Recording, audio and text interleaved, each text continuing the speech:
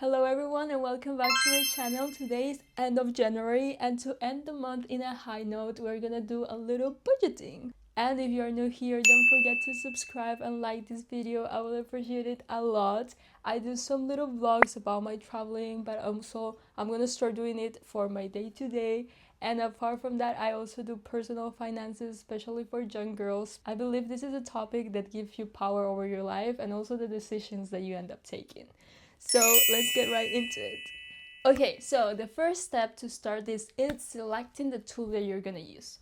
So you can either have an app where you register all of your expenses and also your income, or you can do an Excel sheet, or even as simple as having like a notebook. I personally use an Excel sheet. I personally think it's a little bit much easier, especially because I do it once a month, which is normally end of the month, beginning of the next one. So yes, let's just open my Excel. I'm gonna leave the link of the budget that I personally use down below in case you want to download it or check it out. Okay, so this is the template that I personally use. I normally like to create one of these every single year just because I don't know, I like to renew it. I like to have a fresh new start, and I normally add one or two things from the one that I already had last year just to make it a little bit more simple to use for myself. So yeah, I have a tab for every single month, as you can tell in here, and also one annual one, so I'm able to check overall how am I doing. So I have each table for income, fixed cost, subscriptions, debt, saving goals, and variable expenses. Also in saving goals, I also put like how much I want to achieve, the total of it. I don't need to achieve this amount by the end of the year, but it's like my main goal, how much I will actually want to have. And also I have how much I will be willing to be saving this year, kind of like to have an approximate of how much I need to save per month. And also like current balance, if I have something saved from right now or if I need to start from scratch too, like in this case. Okay, so let's get right into it. We're gonna start with the income. In here, we're gonna put all of the money that comes into our account. So it could be our salary, or in case you are a freelancer, any money, any tip, anything that comes right into your account, we're gonna put it in here. So first, we're gonna start just by labeling each source of income. In my case, is my salary for my first 15 days. So let's say salary day 15, and my salary by the end of the month. So let's say day 30, just to have it a little bit more clear. I also like to leave this total left from last month because sometimes I don't end up spending everything that I have in my account. So I also like to have that. And then some extra income, other incomes, just gonna leave it like that. Important thing in here is for you to label every single source that you might have, even if it's not constant. Okay, so now we go to our fixed costs. In here we're gonna put everything that we pay every single month, and it's kind of like our essentials that we were not gonna be able to live without them. So in my case, it's for example my rent, then utilities. For utilities, I only have to pay one single thing, that it's combined water and electricity. In case you have them separate, you can also put them without any problem in here, like water, electricity. So there's no problem for you to put them separate.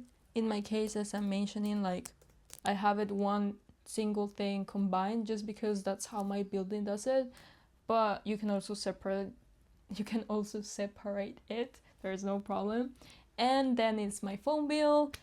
In my case, I don't have a car, so I need to use either a taxi or public transportation. There are specific parts of the city that there's no public transportation, so I'm forced to use a taxi. And yeah, like I'm not able to like just to flip to public transportation for this particular thing. Then health insurance and groceries. I also like to have my subscriptions separately because technically it's not really like a need that I actually need to survive. but sometimes I do spend a little bit too much in this particular area. So yeah, it's just for me to be able to have a little bit more awareness of actually how much I'm paying in subscriptions, and also in, oh, I forgot how you call this, subscriptions, and oh well, anyways, subscriptions, and also like a gym pass, fitness class, dance class, anything that is gonna be like monthly the same amount, but it's not something essential that you actually need to survive. So in my case, I put Netflix, Spotify, Google Drive, Canva, Amazon Prime, fitness class. Normally here is like my yoga classes, dance class, and cleaning services. Then we go to our debt area.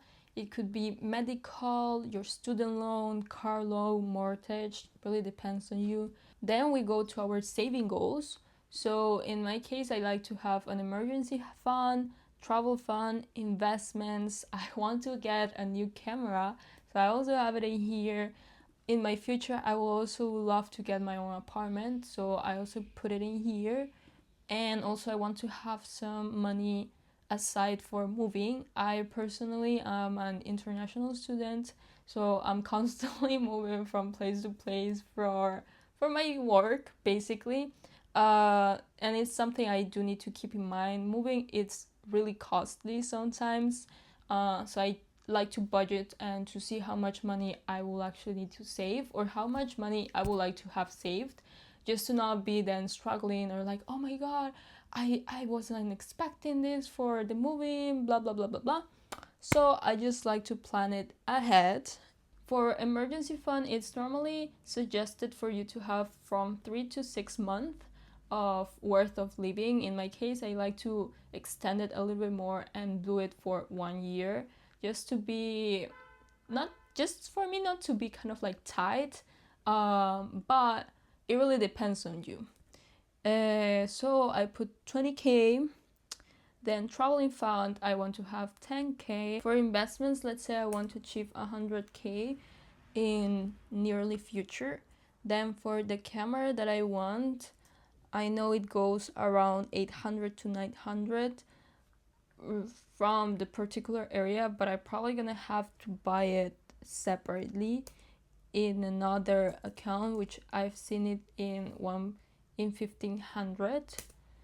Then an apartment, a down payment, I would love to have around 60 or 70. And for moving, because sometimes it's in another country or state, I will say 2k roughly. Then for current, I'm gonna put, just for the purpose of the video, I'm gonna put everything in 0. Now for the year contribution, it really depends on you. How much money are you earning? How much money are you willing to save? And also like, what are you gonna give priority? In my case, if I will just be starting, I will give priority first of all for the emergency fund, and then to the rest. Let's say I want to save 10k this year. So it calculates automatically how much will I have to save per month. So in this case, around 800. So let's say I'm not able to do this particularly, I can just put less and then kind of check if this aligns with my payments also and the other things that I have to pay. Then for travel fund, this is not a priority, so let's say just 1k. So for investments, I would like to get a little bit more into this year, so let's say 4k yearly. Then for the camera, let's say I'm gonna start saving 500. It's not really priority, as I'm saying. So basically you will have to be saving 1.7k each month in case you want to achieve all of these goals. Of course, as I'm mentioning, like, you don't need to achieve all of them right away, but at least it gives you an idea of how much you should be saving. I know this number looks a little bit kind of like overwhelming sometimes, but it does give you an idea of what can you do about it. So let's say, okay, I'm gonna save a little bit more in groceries, maybe I'm not gonna go out every single day, I'm gonna cook more at home. Or you can also do the opposite of, instead of just saving more money from the things that you already are kind of like spending money on, you can also see like other ways of how you can make more money. Like, okay, maybe I can do this side hustle, maybe I can do my own startup and try to have some clients by my own. It really depends of how you see it and how do you want to achieve it. But at the end of the day, this gives you a more clear idea of like, okay, if I want to achieve this, in how many years I want to achieve it, you know what I mean? But yeah, I think it's a really nice overview, kind of like to have an idea, okay, maybe I'm gonna ask for a raise this year, maybe I'm gonna do this other thing. It gives you, it kind of give your brain a little bit of thinking of how to do it. And yeah, I personally like it. I do like to have the challenge for it. And yeah, but yeah, this is how I like to see it. Even if I don't achieve it everything this year or this month, I like to see all of my goals and see like how can I be able to achieve them and how far I am from there. So it really helps me to kind of like take the decisions that I'm gonna do in my day to day. So yeah, this is what I do basically. And then to end all of this, our variable expenses. So in here is basically anything that makes you happy. So like going eating out with your friends, having a morning coffee, going some shopping, entertainment, could be like concerts. So any other hobbies that you have. In my case, as you can see, I like painting, so I also spend my money in like DIY things and gifts, of course, for your friends. In my case, I also have a lot of weddings coming up. Traveling, so flight tickets, insurance, and what else can we put here? You don't need to put everything, but the ones that you remember the most, you can just adjust this every now and then that you need it, so there's no problem. The purpose of putting all of these labels in here is because then it's gonna kind of like take them for each tab, so you don't need to be copy and pasting or rewriting everything. It's just gonna be like right away in all of these ones. Okay, so now that we have all of our labels down, we're gonna actually put the numbers in our monthly budget for January. In my case, I have left 350 from last month. I'm expecting my salary to be 1.8, and of course, because it's salary, it's the same thing here. I'm expecting the same amount. As you can tell, like it even shows you in the graph how much you're expecting in between how much you actually currently have. So let's say you don't get paid, you also can see like, okay, I'm not gonna spend more than 2k because I don't have that money yet and I'm not sure if I'm gonna receive it. So you can also budget with what you actually have right now. So yeah, let's put this one here. And now for the fixed cost, in my case, I pay my rent the first day of the month. Oh, this is February. Wait. So 1st of January, I'm planning to pay 1.5 and the real amount is 1.52. In utilities, my utilities, I also pay them the same day as my rent. In my case, it goes from $25 to $35 per month. So let's put like the worst scenario, which is 35. Oop. But in this case, I only pay 25, which is good. Then my phone bill, it's around, I think it's the 9th, which I'm expecting $40, and I pay 40. Then taxis, I don't have a specific date. Okay, so now transportation, I'm just gonna put the taxis specifically for my job. So that's around 560, but I end up paying 480.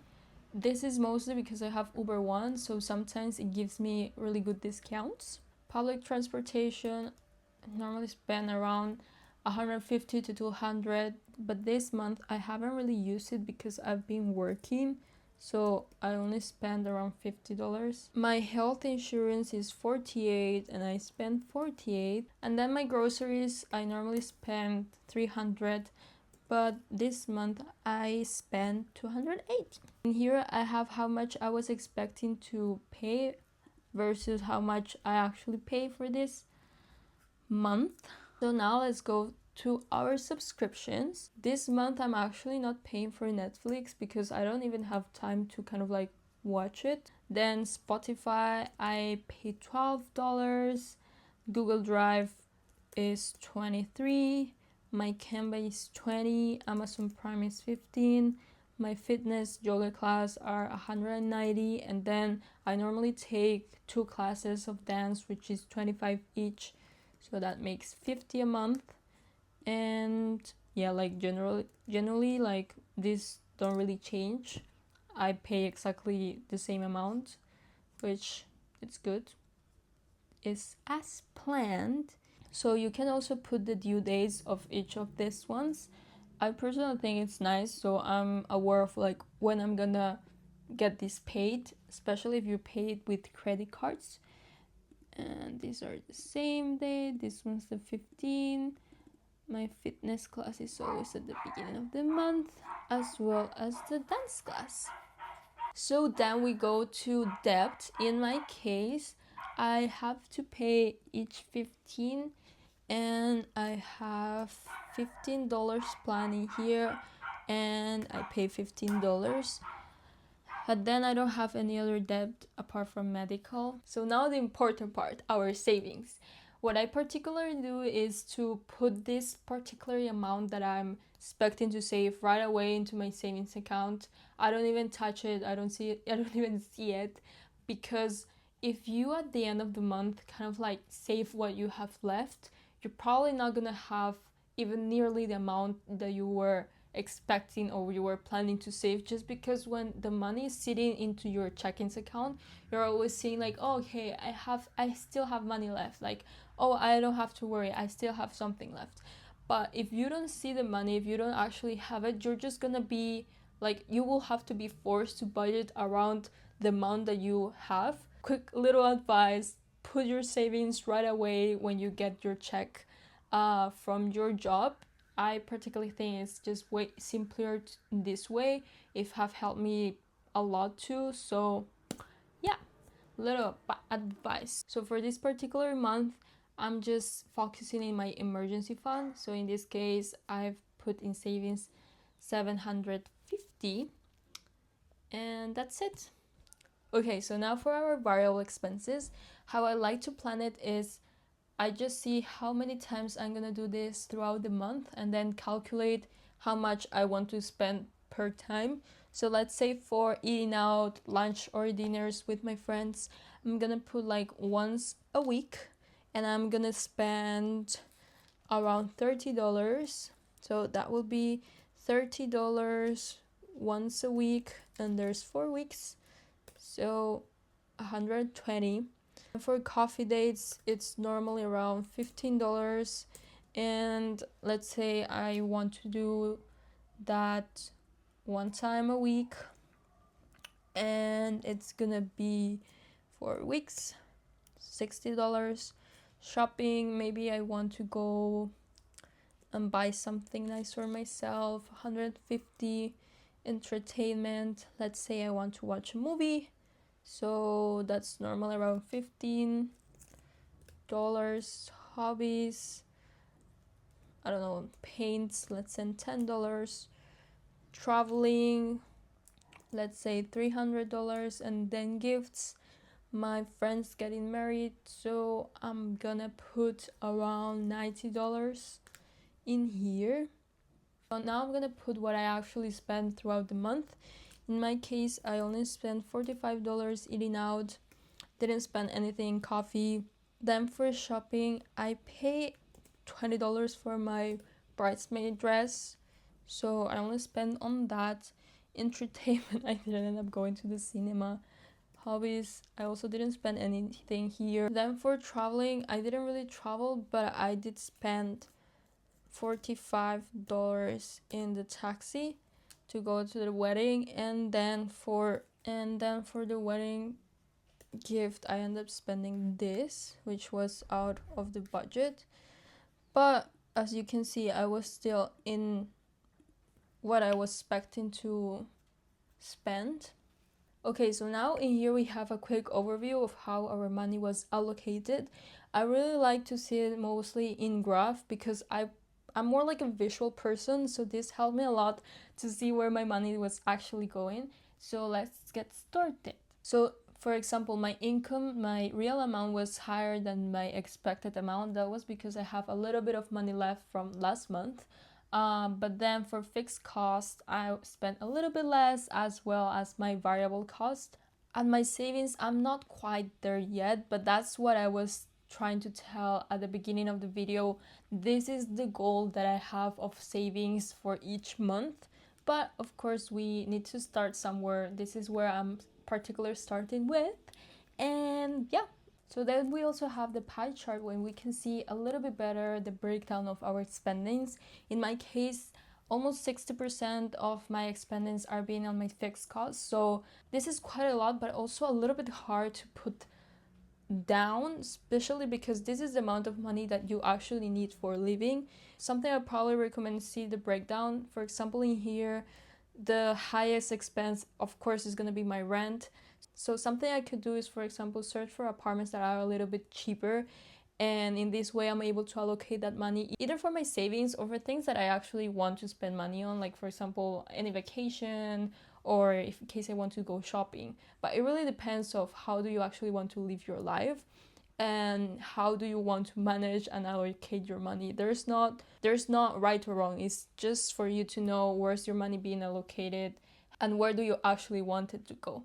And then the other big chunk of money is going to my savings, which is something good. I'm proud about that part. And then 5% is going for my variable expenses, and then 7 to 8% to subscriptions. So this is something that I was saying before, that technically in here my fitness class and dance class could be also variable costs. I just put it in subscriptions because it's an amount of money that I'm gonna spend either way and it's not gonna change basically. But what I can do to make this number lower is, for example, get either just one of these classes or find something in common or a class that combine both of them. Another option is, for example, I know the existence of ClassPass, for example, that if I'm not wrong is $90 per month, and you can try as much classes as you want. So that could also be an option for me to not be spending kind of like in two different classes really big amounts for something that I could have it for less and have it all. So this is what helped me a lot to see where I can cut my expenses and also to see where my money is actually going. Another important tab that I like to see is the total left. So I'm able to spend that money either right now if I want to, or just save it for next month. I'm gonna leave the link of this budget template down below in case you want to download it and use the same one as I use. Yeah, this is how I actually allocate my money, how I like to see where my money is going, where I'm actually being allocated. I also like to do this kind of to see how I'm able to improve month to month. I understand when you start this, it's a little bit scary to see where your money is actually going.